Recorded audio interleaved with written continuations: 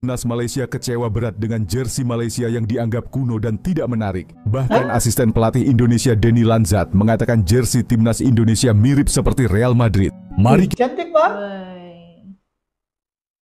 Putih betul loh. Indonesia baru je lancarkan jersey away baru mereka. Kali ni kita tak nak bahas pasal jersey Timnas Indonesia, tapi kita nak bercakap pasal kualiti media Timnas Indonesia. Cuba korang tengok gambar ni. Gambar ni betul-betul hidup. Dari segi susunan objek, lighting, detailing, semua nampak alive. Seolah-olah setiap gambar tu bercerita. Saya harap sangatlah adalah pihak-pihak tertentu di Malaysia ni boleh belajar sesuatu daripada dua. Inilah jersey paling cantik Timnas Indonesia. Apa benda ni weh? Sekitar 10 hari yang lalu Timnas Indonesia rilis jersey home baru. Kemeja merah garang itu mendapat pujian tinggi dari para penggemar sepak bola di seluruh dunia termasuk gue. Tapi jujur saja kalau kita bandingkan jersey away ini lebih keren. Kerana skema warnanya yang lebih cerah, detail dan tekstur jersey putihnya terlihat menonjol. Desain halus seperti kain batik di bahagian dada ke bawah lebih bening dari jersey rumah. Bahagian bahunya juga sama, detail Garuda terlihat menonjol dan terus menarik perhatian. Bagi gue, lengan panjang lebih style kerana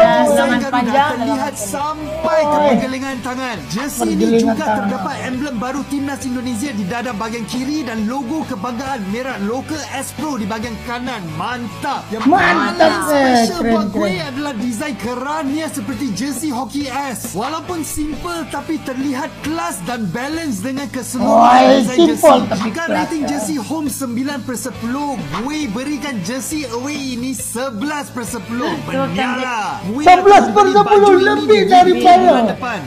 Semalam Timnas Indonesia telah pun rilis diorang punya official away jersey untuk tahun ini. Jadi memang banyak sangat komen DM suruh aku review pasal baju ni. Apa yang aku nak review pun aku tak tahu, tapi aku just nak memberikan pendapat lah pasal jersey away Timnas Indonesia. Dia kena suruh review. Sebelum nak cerita pasal jersey, let's talk about the presentation. Dari gambar dia ada belajar marketing, sales dan sebagainya.